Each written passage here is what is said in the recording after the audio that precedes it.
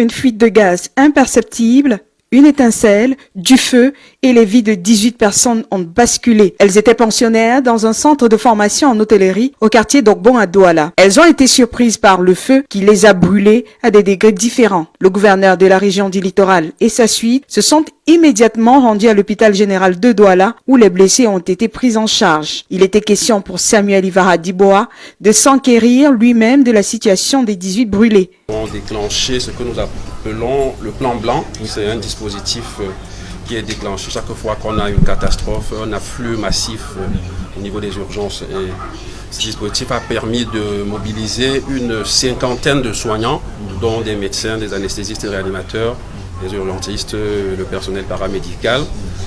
Nous avons mobilisé aussi la pharmacie, la logistique, tout ce qui va suivre la prise en charge de ces malades. Parmi les victimes, certaines sont dans un état inquiétant selon le personnel médical. Il y en a un qui souffre d'inhalation de fumée. Donc la radio des poumons est assez inquiétante et donc on va garder en observation pendant quelques jours pour s'assurer qu'il récupère. Donc il est sous oxygène. Pour le moment, il est plutôt assez stable. Le gouverneur de la région du littoral a reconforté chacune des victimes et dressé le bilan. Nous avons 5 cas véritablement préoccupants. On peut dire brûlés à peu près à 50%.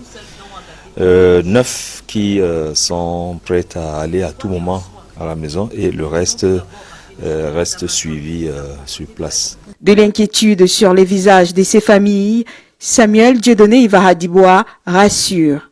Je voudrais vous dire que nous sommes allés voir les blessés, les brûlés et nous voulons vous dire que l'hôpital général a pris des dispositions pour que la prise en charge soit rapide. Pour l'instant, j'ai dit personne n'est décédé là derrière nous. Parmi les victimes, 9 pourront regagner leur domicile dans les heures à venir.